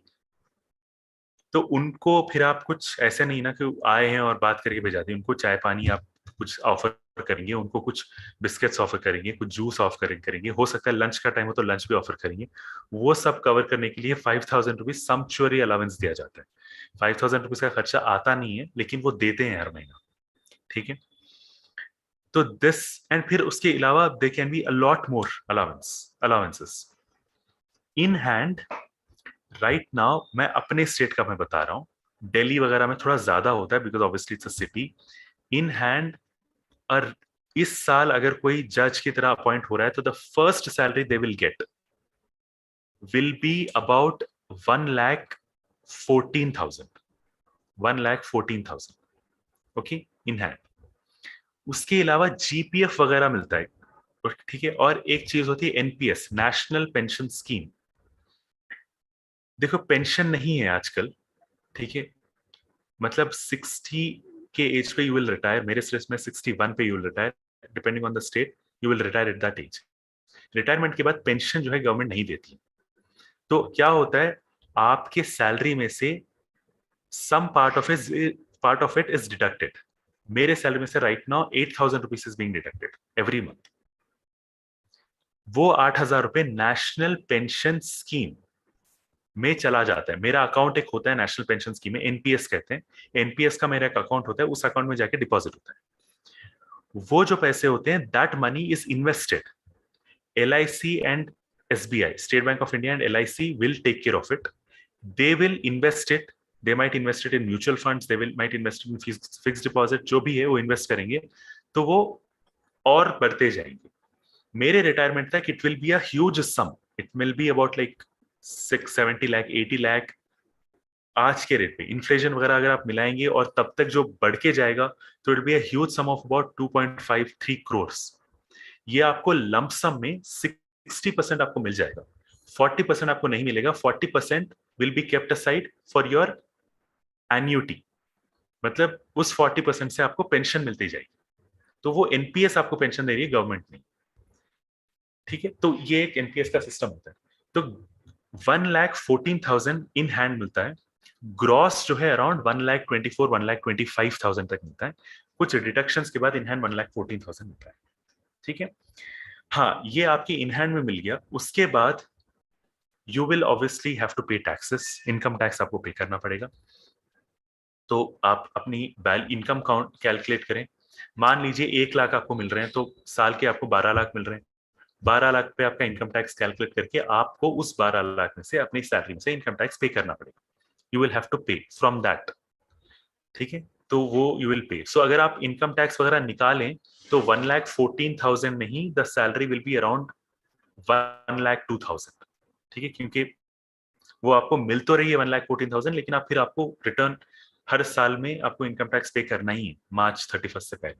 तो उतना मिलता है. ठीक है, दैट्स योर स्टार्टिंग सैलरी. आगे जाके ज्यादा होती है. जब आप 15 साल के बाद डिस्ट्रिक्ट जज बन जाते हैं तो आपकी 2 लाख से ज्यादा हो जाती है salary. You might get about 2,20,000, 2,30,000, 2,40,000 तक की आपकी सैलरी मिलती है विद ऑल द अलाउंसेस. ठीक है. अच्छा, इनकम टैक्स पे I am not answering lot of questions. Lot of questions के क्या एग्जाम्पशंस मिलते हैं, वो those are the same rules that will apply to any government employee. There is nothing, no specific exemption or deduction for a judicial officer. Someone has asked me, can we take policies for LIC? Yes. Section 80C exemptions जो मिलते हैं income tax act के अंदर, you will get that 1.5 lakh you can invest in LIC policy or fixed deposit or any ELSS equity linked savings scheme. You will get claim and exemption for that. Takhwa is asking me, it has been implemented in your second pay commission has been implemented in my state, Takhwa, in August last year itself. In some states I think it has not been implemented, तो last year का ही हो रहा है. ठीक है, वो जब भी implement होगा arrears will be paid, so there's no problem with that. Okay. अच्छा, leaves. Okay, Shama is asking me leaves कितने मिलते हैं. You get 15 leaves, casual leaves, 15 casual leaves मिलते हैं आपको, CL कहते हैं हम उसको. 15 casual leaves, 5 optional holidays. This is what you get every year. 15 casual leaves, 15 CLs and 5 optional holidays. CL तो आप कभी भी अप्लाई कर सकते हैं. आपके डिस्ट्रिक्ट जज has to grant your leave. वो अगर ग्रांट करेंगे तो आपको लीव मिलेगी.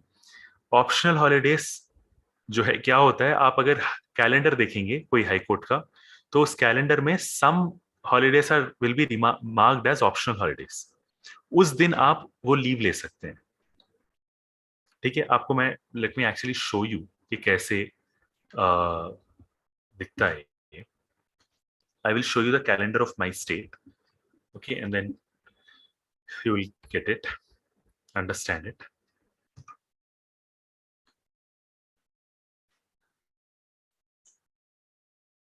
Can you see the screen? I hope you can. This is my High Court's website.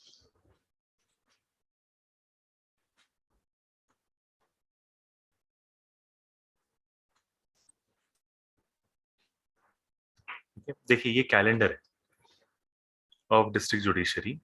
इसके अंदर देखिए, दीज आर लीव्स, हॉलीडेज, सब कुछ दिए गए हैं. इसके अंदर जो रेड है वो तो हॉलीडेज है. हाँ, ठीक है. जैसे फॉर एग्जाम्पल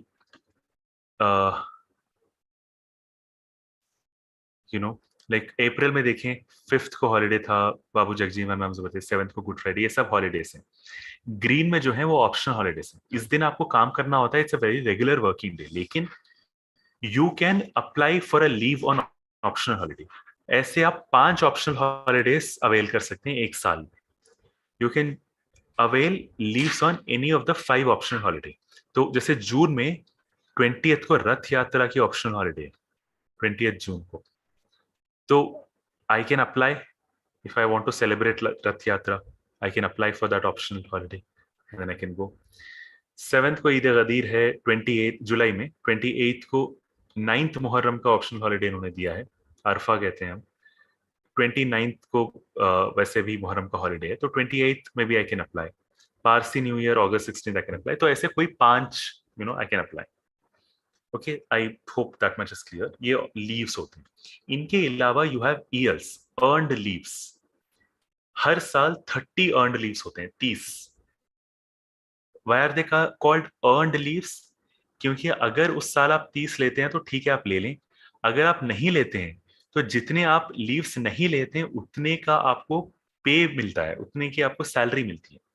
जैसे मैंने 10 दिन लीव्स, अर्न लीव्स ले ली, 20 छूट गए, 20 रह गए, तो 20 दिन की मुझे तनख्वाह मिलेगी, सैलरी मिलेगी. लेकिन अब नहीं, रिटायरमेंट. तो ऐसे में हर साल 30 ईयर्स मिलते हैं. मैं मान लीजिए हर साल सिर्फ 10 लेता हूँ, 20 जमा करते जाता हूँ.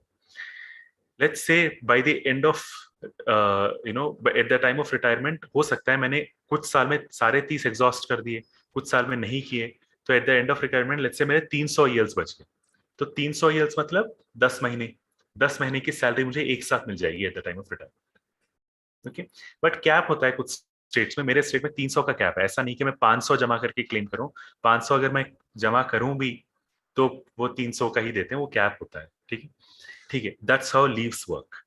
हाँ, उसके अलावा मेडिकल लीव्स आप ले सकते हैं, उस पर ज्यादा कुछ लिमिट नहीं है, but you need to submit medical certificates and everything that you had to be hospitalized or you are seriously ill, you can do that. Okay, acha, now I'm stopping the share here. I'll come to some questions also, but this is how it is. One last thing before I take your questions. What is your position, ये मैं थोड़ा सा discuss करना ही भूल गया। Judicial magistrate का level जो होता है compare to other government officers, what is the level protocol wise, क्या होता है? A judicial magistrate in terms of protocol, अगर रेवेन्यू मतलब एडमिनिस्ट्रेशन, सिविल एडमिनिस्ट्रेशन में अगर मैं बात करूं तो he is equivalent to SDM, sub divisional magistrate. कुछ स्टेट्स में एसडीएम को कहते हैं आरडीओ, रेवेन्यू डिविजनल ऑफिसर, कुछ स्टेट्स में कहते हैं डेप्यूटी कलेक्टर। तो एक judicial magistrate is equivalent to SDM, ठीक है, सिविल एडमिनिस्ट्रेशन में एसडीएम। पुलिस में a judicial magistrate is equivalent to ACP, assistant commissioner of police, additional नहीं, एडिशनल कमिश्नर ऑफ पुलिस थोड़ा ऊपर होता है, assistant commissioner of police ACP is equivalent to that. Commissionerate अगर है तो एसीपी बोलते हैं उस पोजीशन को, कमिश्नरेट जहां पर नहीं है तो उसको हम कहते हैं DSP, deputy superintendent of police. तो a judicial magistrate is equal to DSP और एसीपी, एसडीएम और आरडीओ और डेप्यूटी कलेक्टर, इनके लेवल पे जो है ये रहते हैं। ठीक है, आपका प्रमोशन हो जाता है असिस्टेंट सेशंस जज, तब आप कह सकते हैं कि you are equivalent to joint collector. ठीक है, and you are equivalent to at the same time police में you are equivalent to additional SP. जब आप डिस्ट्रिक्ट जज बन जाते हैं तो then you are equivalent to district collector, DM, and then in police are equivalent to SP, या commissionerate अगर हो तो डीसीपी। ठीक है, so this is you know what you have the कार्डर। ओके, रितिका कह रहे हैं कि salary given at the time of training period, yes you get full salary from the date you join. ठीक है, इनफैक्ट ट्रेनिंग पीरियड में हम कहते हैं कि 10 से 5 तक बस बैठो और सैलरी लो क्योंकि ज्यादा कुछ करना होता नहीं है। ठीक है, तो इट्स दैट। ऑलराइट, विक्रांत कह रहे हैं अबाउट प्रमोशन। विक्रांत आप शायद अभी जुड़े हैं। ठीक है, प्रमोशन के बारे में हम आधा एक घंटा ऑलमोस्ट उसी के बारे में बात किया था, स्टार्टिंग ही उसी से किया था।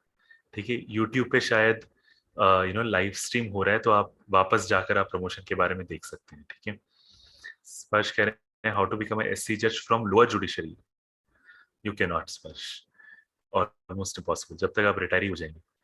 अनुरंजन कह रहे हैं how is work satisfaction. Okay, that's a good question. काफी लोगों ने पूछा वर्क सेटिस्फैक्शन क्या है, कुछ लोगों ने पूछा एक्सटर्नल इन्फ्लुएंस होता है क्या। ठीक है, ये सब ओके। ऋषि पूछ रहे हैं कि can you tell us about judicial course. Okay, we will come to that. ठीक है, वर्क सेटिस्फैक्शन, देखिए work satisfaction it will all depend on how you derive satisfaction. अगर आप ऐसे सोचें कि क्या यार ये क्या बर्डन है, 10:30 बजे बेंच पे बैठो, इतने वकील आते हैं, हर वकील को अभी अभी कुछ चाहिए होता है, और जिस वकील को मैं कहता हूँ कि यार आज कुछ करो, वो कहता है, वो डेट मांगता है, वो आगे नहीं बढ़ता, तो व्हाट इज इट? तो it will all depend on how you derive it your work satisfaction as. कभी कभी खुशी होती है when you feel that you are actually delivering justice, कि इस केस में किया तो काफी ऐसे खुशी होती है। इनफैक्ट ऐसा होता है कि जजमेंट देने के बाद उस शाम उस रात काफी ऐसे खुशी से लाइक वेरी हाई स्पिरिट्स के साथ यू नो यू स्पेंड अगले दिन तक कम से कम। कभी कभी कन्विक्शन पे, खासकर मेरे साथ थोड़ा सा कन्विक्शन दिया है और सजा सुना दी और फिर when about to sign a judgement थोड़ा हाथ कांपता है। ठीक है, यू फील, बिकॉज ऐसे बार बार ख्याल आता है कि सही किया है ना, कुछ एविडेंस तो नहीं छूट गया।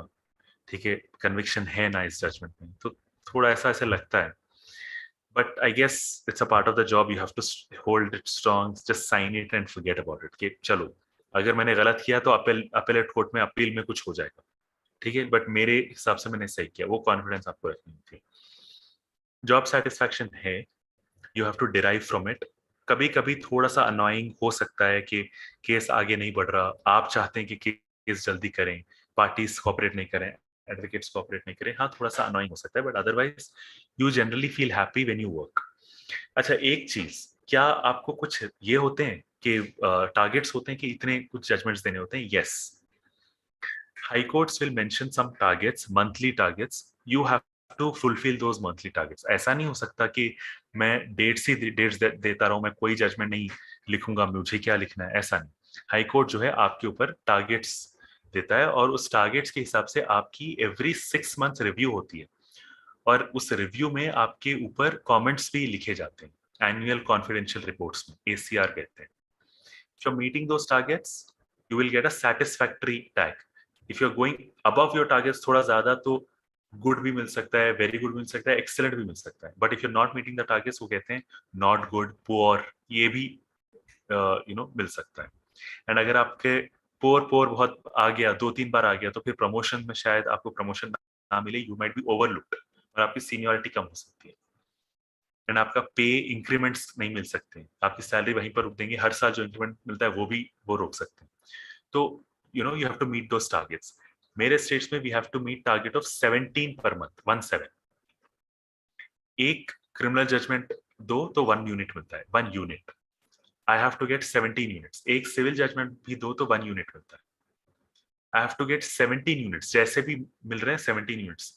एक एक्सपार्टे सिविल जजमेंट दो तो हाफ यूनिट मिलता है मेरे स्टेट में, क्योंकि एक्सपार्टे मतलब एक ही साइड आपने सुना ना, उसके अंदर क्या दिमाग लगाया, तो हाफ यूनिट। जैसे भी हो 17 यूनिट्स चाहिए हर हर महीने। एक महीने अगर 15 आ गए और एक महीने 19 आ गए, हाँ एवरेज हो सकते हैं, एवरेज 6 मंथ पीरियड में होता है, January 1st to June 30th में देखते हैं ऑन एन एवरेज ये 6 मंथ्स में 17 यूनिट्स आए या नहीं एवरी मंथ। तो अगर आए तो you have met your target, ठीक है, that you have to you will get it, okay. तो next is will let me go through some questions and I'll see if there are any things that I've missed. Questions में पता चल जाएगा मुझे। अजहर पूछ रहे हैं replying to sir when you ever please comment. क्या अजहर, नहीं पता आपने क्या पूछा, काफी पहले चल गया होगा। अच्छा, अजहर पूछ रहे हैं when you have any experience to see, do you have any experience to see to forced by external power like powerful. Okay शायद, ओके मेरे को आपका सवाल समझ में आ गया। कोई एक्सटर्नल इन्फ्लुएंस होता है क्या? नहीं होता एक्सटर्नल इन्फ्लुएंस, जुडिशरी अभी भी इंडिपेंडेंट ही है। एटलीस्ट मेरे स्टेट्स में तो कोई इन्फ्लुएंस पॉलिटिशियंस का वगैरह नहीं होता है। इनफैक्ट इवन हायर जजेस विल आल्सो नॉट इन्फ्लुएंस। कोई डिस्ट्रिक्ट जज कॉल करके नहीं बोलते हैं कि इस केस में ऐसे करो, दे विल नॉट डू इट, ठीक है। ये एक डिकोरम, ये एक डिग्निटी, ये एक प्रोटोकॉल मेंटेन्ड है। कोई दूसरे स्टेट्स में होता हो मुझे नहीं पता, कोई बहुत इंपॉर्टेंट केस अगर हो तो होता हो तो आई डोंट नो, बट जनरली मेरे साथ कभी नहीं होता। शहबाज कह रहे हैं ट्रांसफर्स, अच्छा ट्रांसफर्स के बारे में देखिए, the transfers happen every 3 years at least in my state. दूसरे state, most of the states the same thing, हर 3 साल में एक बार ट्रांसफर होता है, ठीक है। The maximum time period that you stay in one place is for 3 years। हाँ, शहबाज पूछ रहे हैं कि अर्बन एरिया से रूरल एरिया ऐसे तो एडजस्ट होता है, एडजस्ट करने की डिफिकल्टी होती है। हाँ हो सकती है। फॉर एग्जाम्पल है, सिटी में आपका 3 साल आपने काम किया, एकदम से रूरल एरिया 3 साल को डाल दिया, फिर आपको सिटी में डाल दिया, हो सकता है ऐसे एडजस्ट करने में थोड़ी बहुत प्रॉब्लम हाँ होती है। सबसे बड़ी प्रॉब्लम होती है आपके बच्चों को, ठीक है, कितने स्कूल्स आप उनको बदलवाएंगे, ठीक है। तो ये थोड़ा सा होता है, लेकिन ठीक है, I think that's with all government officers, not just judicial officers, even if you become an IAS, transfer तो होता ही रहेगा। Judges can pursue LLM और PhD. Yes, they can. They require prior permission of High Court. High Court को आप बस permission लिख दें कि I want to pursue LLM. You can. High Court फिर reply में करता है as long as it's not interfering with your duties, you're allowed to pursue LLM और PhD. Yes. And in fact अगर आप LLM करते हैं और PhD करते हैं तो आपको salary increment भी मिलती है, ठीक है। तो I think I have not done LLM, but I think people who have done LLM in my state उनकी स्टार्टिंग सैलरी मेरे से 4,000 रुपये ज्यादा मिली थी। That is because of their LLM. जिन्होंने पीएचडी किया था उनको मेरे से 7,000 रुपये ज्यादा मिली थी सैलरी। ठीक है, तो वो इंक्रीमेंट जो है, वो ज्यादा सैलरी जो है वो आपकी एजुकेशनल क्वालिफिकेशन पे मिलती है। तो आप अभी, मैं ये नहीं कर रहा हूँ कि आप एलएलएम करके ही जुडिशरी लिखें, या आप जुडिशरी लिख लें, हो जाए सेलेक्ट, उसके बाद आप जब you are sorted then you can right your LLM, high court से परमिशन लेके उसके बाद पीएचडी भी करें। If you are interested in academics, why not. Okay,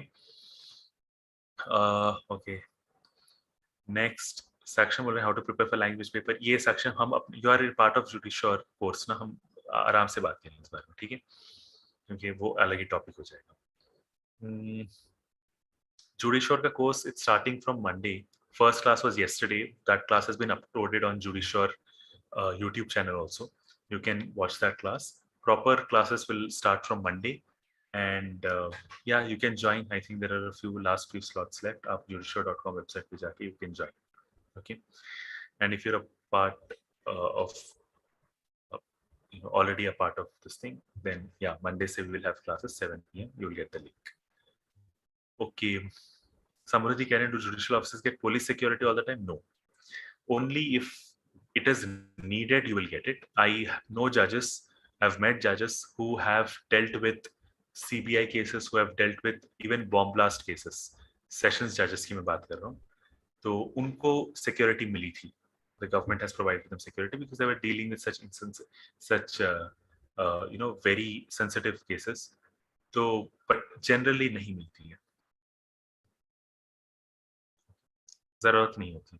कुछ स्टेट्स में मिलती है, हरियाणा में तो होम गार्ड वगैरह देते हैं, इसलिए इसलिए नॉर्मली ये कहा जाता है कि judicial magistrate of Haryana is the most powerful judicial magistrate in the entire country, because थोड़ा सा दबंग उनका आई थिंक होता है कि होम गार्ड वगैरह और एक पुलिस कांस्टेबल अटैच्ड।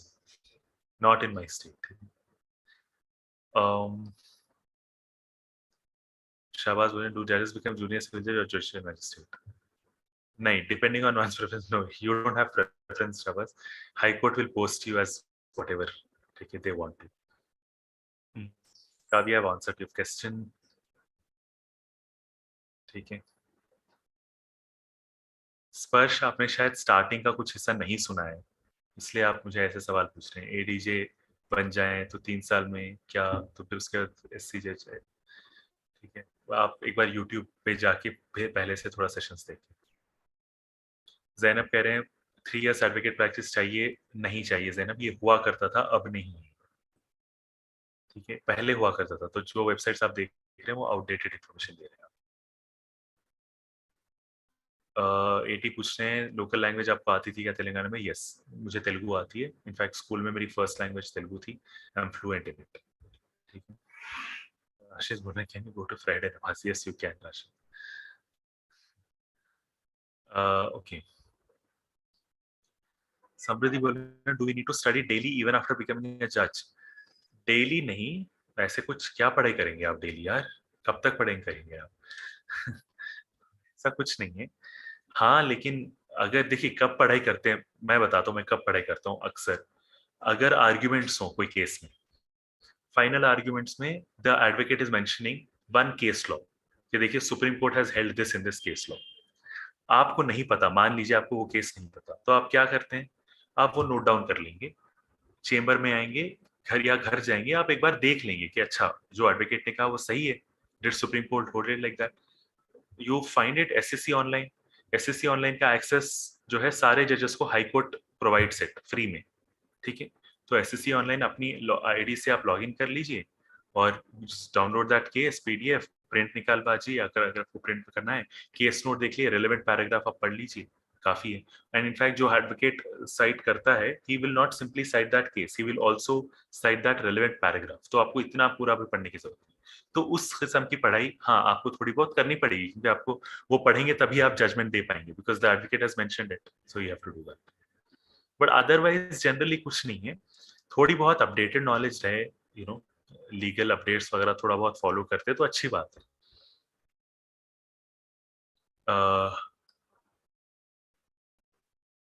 अंकित, क्या यार आप कैसे सवाल पूछ रहे हैं? छोड़ रहा हूं मैं। आई hope that was sarcastic. because you've added an emoji. Hussain बोल रहे हैं, is it a load of cases on judges, sufficient judges are appointed? यार अभी कोविड के वजह से ना बहुत ज्यादा बैकलॉग हो गया, 2 साल ऑलमोस्ट कुछ ज्यादा डिस्पोजल हुआ नहीं था. Otherwise I will say that there are enough number of जजेस. जजेस की कमी नहीं है. लोग बोलते हैं ना कि जजेस ने कम है, जजेस की कमी नहीं है. आई विल से दैट अगर एडवोकेट्स कोऑपरेट करें और वो अगर जल्दी जल्दी यू नो डेट्स ना लें तो बहुत हद तक बैकलॉग क्लियर कर सकते हैं. ठीक है, तो ज्यादा कोऑपरेशन हमको एडवोकेट से चाहिए होता है, वरना जजेस तैयार होते हैं, उनको क्या करना है, एविडेंस रिकॉर्ड करना है, कहाँ करो, उनको आराम से एसी में बैठे हैं, ऊपर बैठे हैं, एविडेंस रिकॉर्ड होगा, लास्ट में जजमेंट ही तो देना है, इसमें क्या प्रॉब्लम. ठीक है. शमा बोल रहे हैं, what if you know the accused is guilty and there are evidence of it but victims don't want to continue to get justice.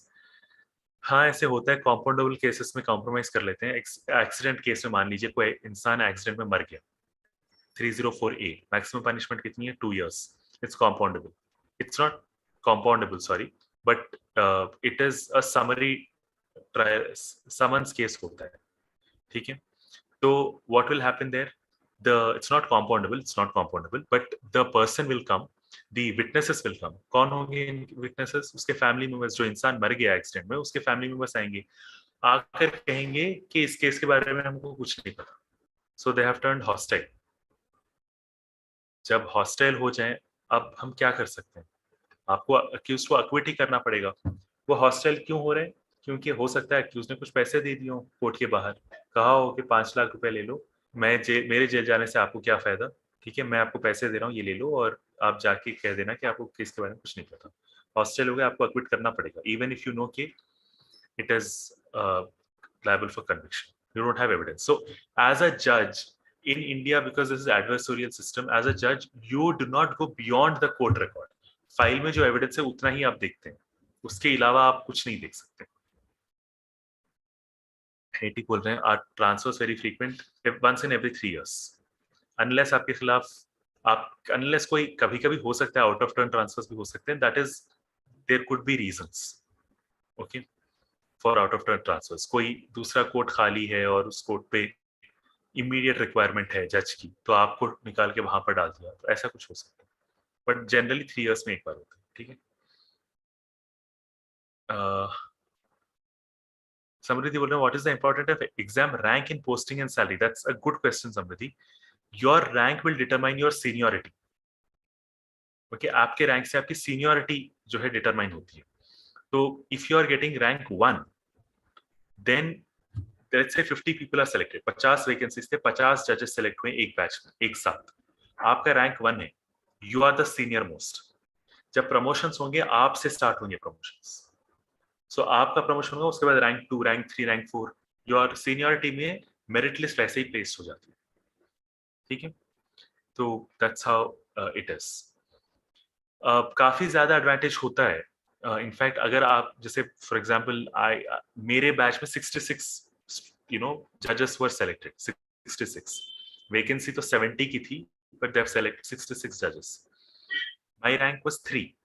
तो रैंक 1 जो है उसका पहले प्रमोशन होगा, 2 का बाद में प्रमोशन, उसके बाद I will be promoted, then rank 4. और मेरे से मतलब 1, 2, 3 से लेकर लास्ट में जो 65, 66 रैंक वाले जो ऑफिसर्स होते हैं, उनमें प्रमोशंस में कम से कम 2 साल का फर्क पड़ सकता है. मतलब रैंक 1 के प्रमोशन के बाद 2 साल के बाद रैंक 65, 66 का प्रमोशन हो रहा है. ठीक है, तो इतना फर्क होता है, जबकि अपॉइंट तो 7 हुए थे. ठीक है. काव्या बोल रहे हैं, do have to take permission to move from one place to another? If you are a magistrate, you need permission of a district judge to leave your jurisdiction. You have to be in your jurisdiction 24/7, because you will get remands, you will get dying declarations. आप अपना jurisdiction छोड़ के नहीं जा सकते. If you have to leave, you have to take permission of the judge. By district judge? Why? Because he will then appoint another magistrate as in charge of your court, so that person in your absence can take remands and record dying declarations. ठीक है. गरिमा बोल रहे हैं, can we pursue PhD from other states? हाँ, part time अगर long term PhD है तो yes. Full time आपको हमेशा जाना है तो of course the high court will not give you, आप कैसे मैनेज कर पाएंगे? एडवोकेट नवेद बोल रहे हैं, स्पोर्ट्स में कोई फैसिलिटीज नहीं है। अगर कोई डिस्ट्रिक्ट में कहीं हो तो पता नहीं।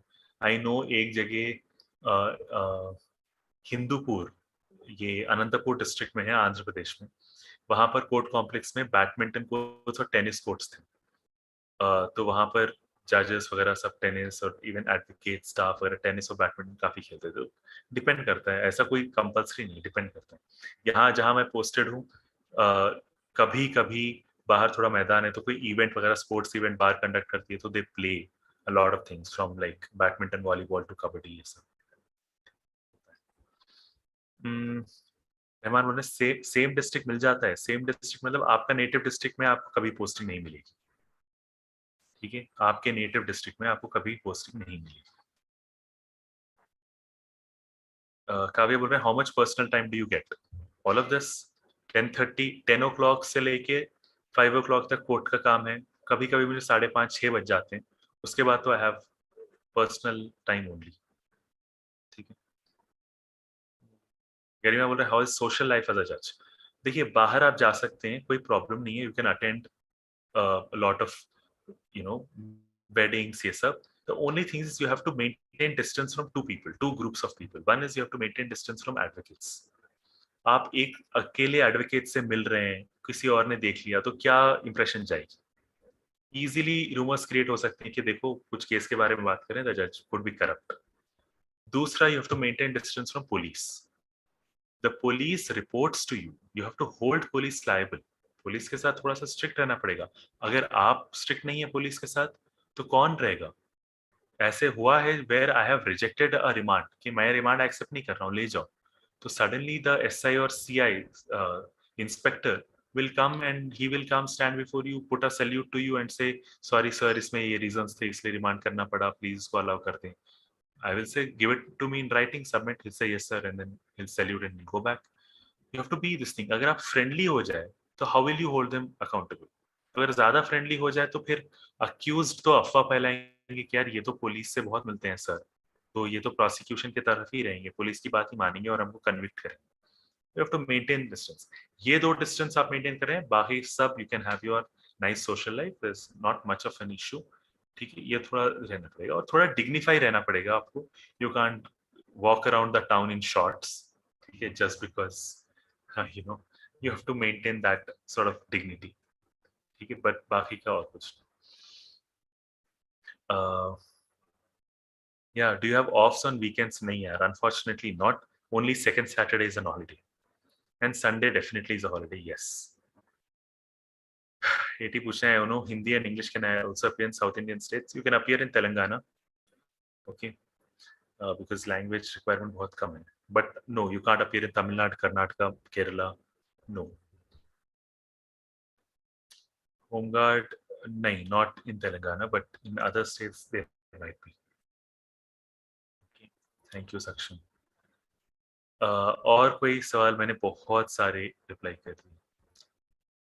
सुभान बोल रहे हैं, me and my two friends want to join the course, can you please book our slots? Book our slots कुछ नहीं होगा सुभान, आई थिंक है ही शायद 4 स्लॉट्स बचे हैं। तो you can of course definitely join, but you will have to go to the website and pay, that's it, okay. We won't book your slot just by saying it. Just go and pay her, and it's 30,000 rupees. Come on, I mean, compared to other coachings, it's very less. So yeah, Kasira, that's nice. Okay, thank you so much. Language barriers कुछ ज्यादा नहीं होते, depending on your state. मेरे state में English में judgements दे सकते हैं, तो ऐसे अगर आप जो टारगेट कर रहे हैं स्टेट में वहां पर देखें कि कोर्ट लैंग्वेज कौन सी है, तो you have to be good in that language. Okay. So why is typing give link to register? It's judiciare.com, JUDISURE, judiciare.com. Ujjwal कह रहे हैं, do magistrate get leave with pay for LLM? Leave with pay for LLM नहीं, but आप अपने years लगा सकते हैं, earned leaves लगा सकते हैं अगर आपको एलएलएम की एग्जाम ले। बट साल साल भर आपको semester semester full time LLM कर रहे हैं तो आपको लीव चाहिए, बिल्कुल नहीं मिलेंगे आपको। लीव विथ पे क्या विदाउट पे भी शायद आपको ना मिले। Sabha बोल रहे हैं, loved the way you explained. There is not a single article on web with such minor details. Will you teach in the course? Yes, I'll be teaching CRPC, CPC, evidence, contracts, transfer of property. Mostly these 5 subjects. Yes.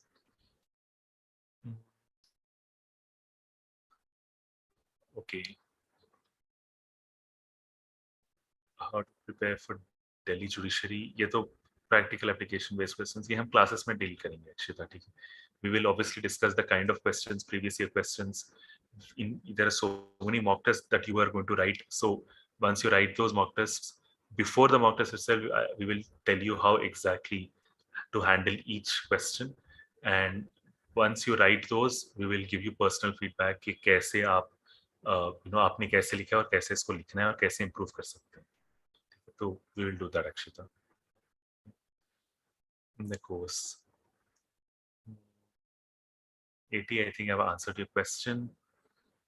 Okay, I think Naved बोल रहे, can we force police to get record DD instead of magistrate? No, you cannot. In fact, ऐसा एक बार हुआ है हैदराबाद में मेरे एक batchmates के साथ, मेरा कोई और जज के साथ, मैं ऑब्वियसली नाम नहीं लूंगा, where this person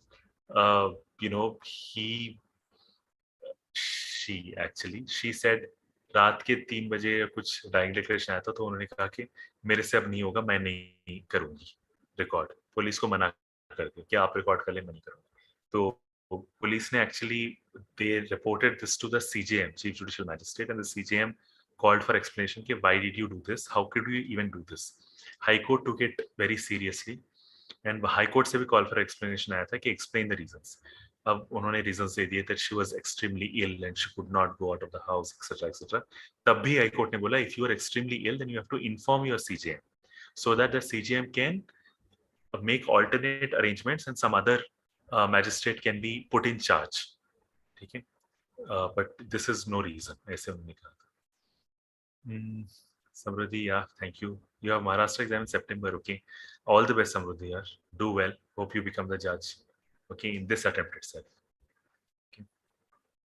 Krishna Kumar बोल रहे हैं, I just enrolled. Can you confirm my payment? Yeah, you have to call Judicial number. आप text करते हैं Judicial number पे, WhatsApp करते हैं, they will confirm it. Okay. So now you have now we have 3 stars left, I think. Okay. और क्या? Samriddhi, yes, I know you are the student of the first batch. I remember, definitely. Okay. Please let me know if you need any help, okay? You can always text me with your preparation. Okay. And especially when you reach your interview, do let me know because I'll do some mock interviews also with you. We hope you reach there pretty soon. ठीक है. नवेद बोल रहे हैं as a victims family members can ask police. नहीं यार, victim family members का कोई से नहीं होता कौन रिकॉर्ड करे directly. Magistrate will record it. Okay, magistrate only will record it mostly. अगर मैजिस्ट्रेट कहीं अवेलेबल नहीं है, एकदम बहुत ही ऐसा सिचुएशन, तो डॉक्टर वो रिकॉर्ड करेगा. और डॉक्टर नहीं हो पा रहा है तो कम से कम police, anyone can record it. But magistrate in 99.99 cases magistrate will record it. Okay. Okay, with this, I think we will end the session. Okay, hope I have answered your questions. Hope it was helpful. थोड़ा सा insight आपको मिल गई होगी. ठीक है. Classes, Abdul Bari, are starting on Monday, 5th.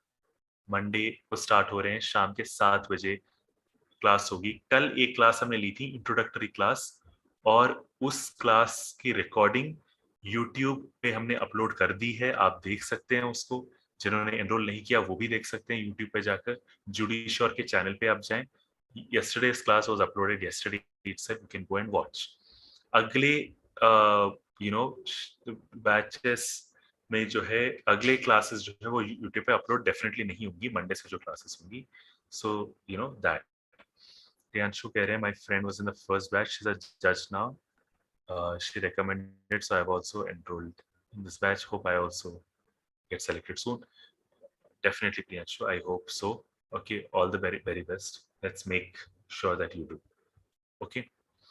So thanks a lot, guys. Hope it was a good session. I will see you all. Everybody who has enrolled, I will see you all on Monday in the class. maybe not me. I think Professor Faizan Mustafa is going to take the Monday class, but maybe I will see you on the next Monday on 12th, because maybe that week I will have classes. Okay.